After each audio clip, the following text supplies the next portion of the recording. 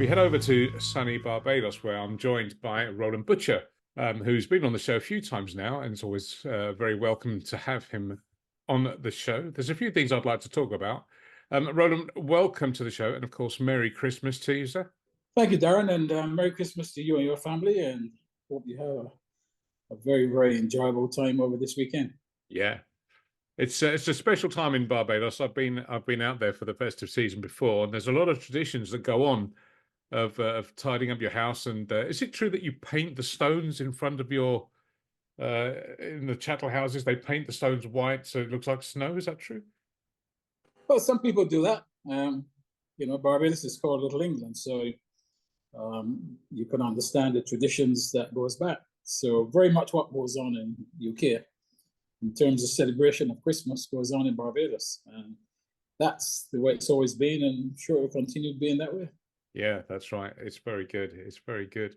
So it's a good time for the West Indies. England have just finished their white ball tour to the region, and we've seen some ODI games and we've seen some T20s with West Indies coming out on top. It must be a really good, positive message for West Indies cricket to beat England in both formats.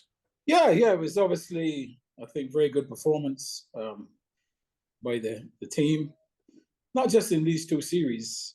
I think overall, if you look at the progression made by all the teams this year, you'll find that West Indies have won 5 series this year.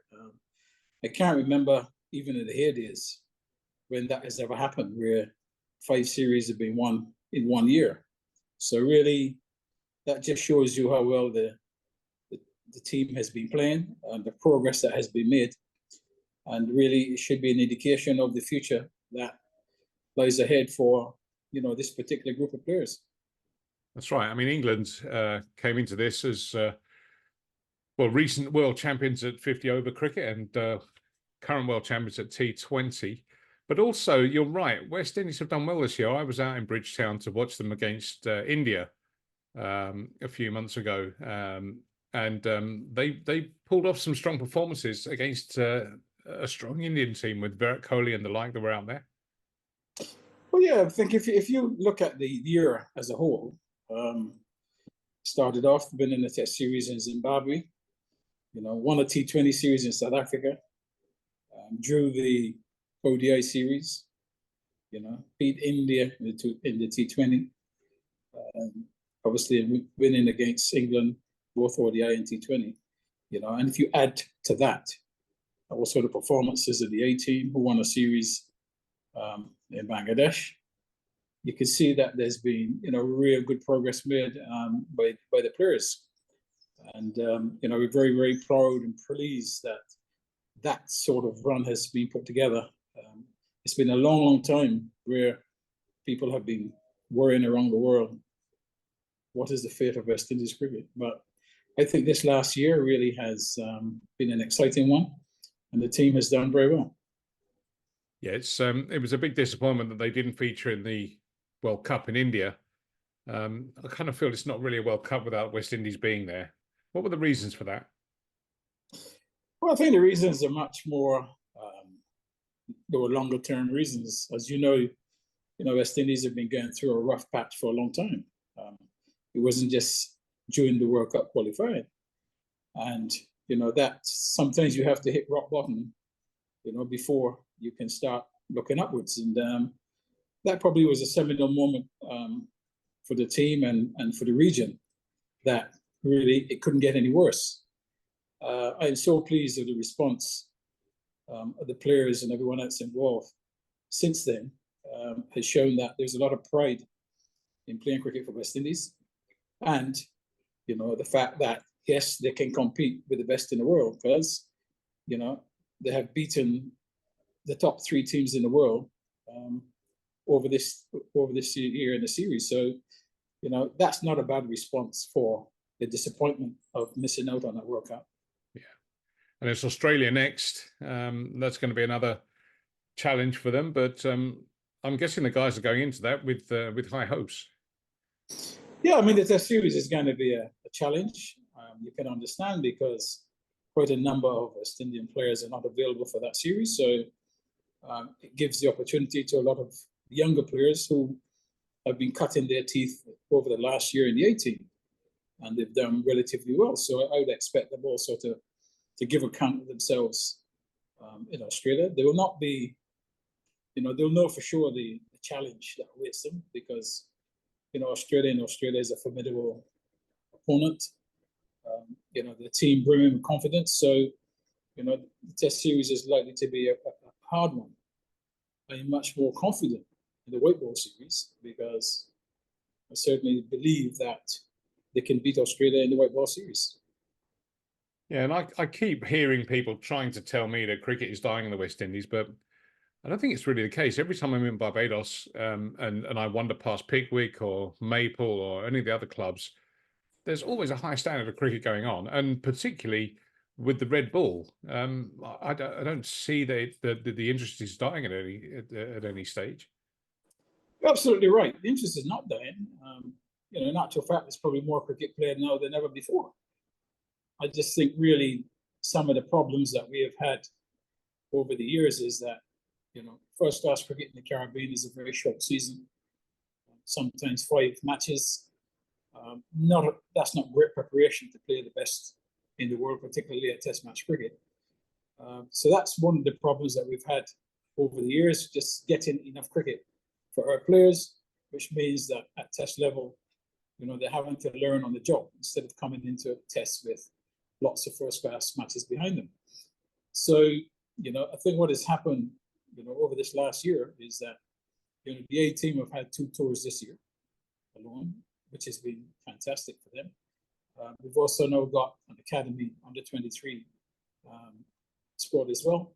They have just completed a series against Ireland Academy in the Caribbean, and also the under 19 have been pretty busy as well, and they're going to the World Cup in January. So what is happening now is that we're looking to obviously get more cricket for these players. The academy team also plays in the 50 over Super 50 tournament, and they will also play in the 4-day tournament, so that will be more experience for them.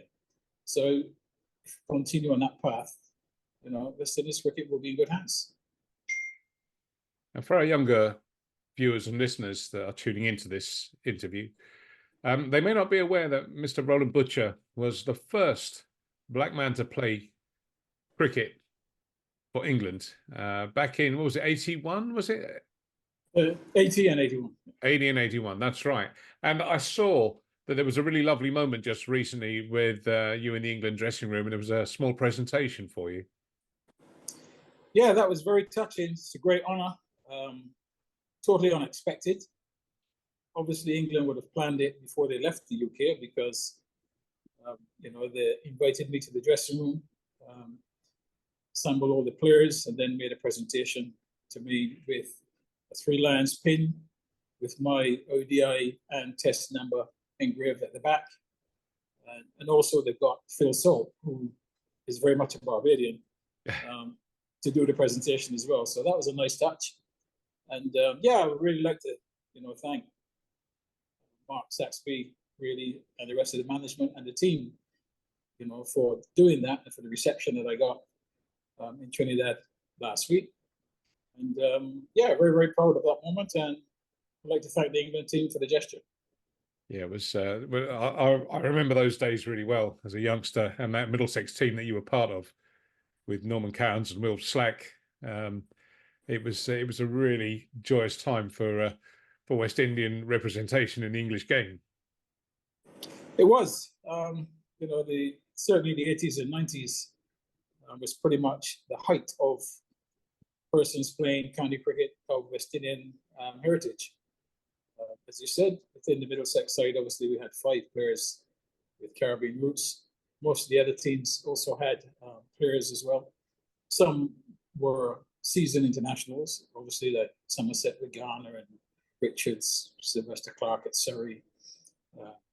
Lancashire had Clive Lloyd, and Michael Holden, and Colin Croft. Derbyshire, Lawrence Rowe.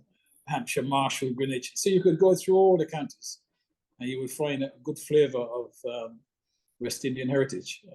Obviously, from mid-90s, really, that has changed somewhat. But I think what is happening right now in England, particularly with the ES program, you will see in the future, you will see a lot more West Indian heritage players back in first-class cricket because the interest is there. Now what they're getting is the opportunity to compete for places. And, the love for cricket will never die for West India, that's for sure. Yeah, the ACE program is a fantastic initiative. As you know, I'm heavily involved with that, and my son plays for the academy. It's great to be amongst all the guys there, and Chevy Green and Ebony Rainford Brent are doing some fantastic work. And I know you're a big supporter and ambassador as well for the project. It's a really good thing, and I think it will be bearing fruit pretty soon. Yeah, absolutely. I'm certain that will happen. It was nice to see Ebony again. She was here for the matches in Barbados, so we caught up. It was nice to see her again. Yeah, she and the team really working hard, spreading its wings really around the UK now. And you're right. In the future, you will see that the work that's being done will bear fruit. Now, there's one news story that I read this week that's concerning me a little bit. I'd be keen to hear your thoughts on, and that's the news about the Jamaican Talawas withdrawing from the CPL. And there are stories about cricket in Jamaica struggling. They aren't going to have any matches for the upcoming World Cup, are going to be held there. And the article that I read said that there's no interest in cricket in Jamaica, which I find amazing, given the number of fantastic players that have come from Jamaica down the years. Are things really that bad in the area? Actually, not being on the ground in Jamaica, I, like yourself, have to listen to what other people say without really having the facts. I do think that they have got some problems in Jamaica in relation to cricket.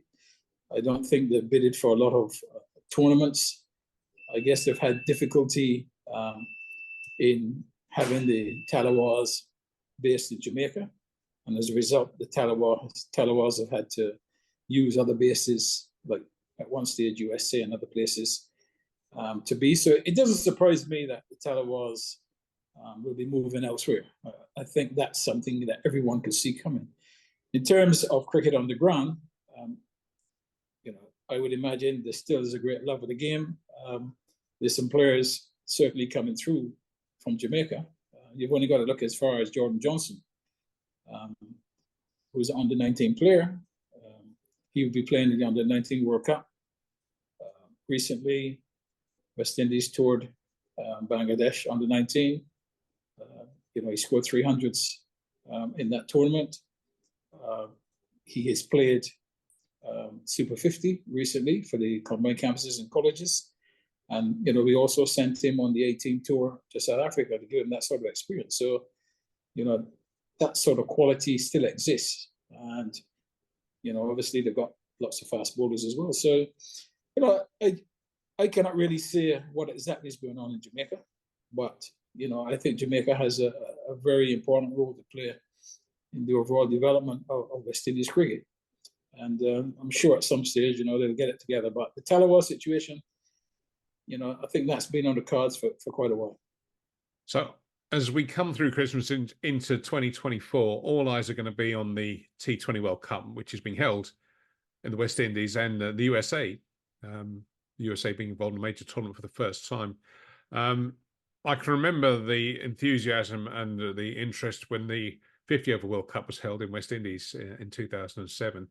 I think we're going to find similar levels because T20 cricket is really popular out in the Caribbean. It's going to be a great event.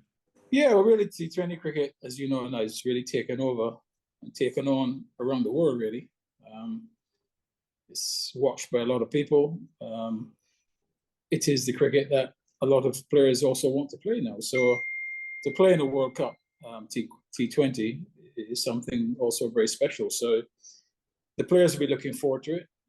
The supporters in the Caribbean will be looking forward to it. And as well as their love for the game, I think they really will start to believe now that they've got a team that can challenge for winning that trophy as well. So that will also add to the excitement. And when you go into the rum shops around Barbados and you talk to some of the old guys in there, and my favorite is the John Moore bar on the West Coast. and always get involved in some good exchanges with some of the experts that are in there with the Mount Gay rum.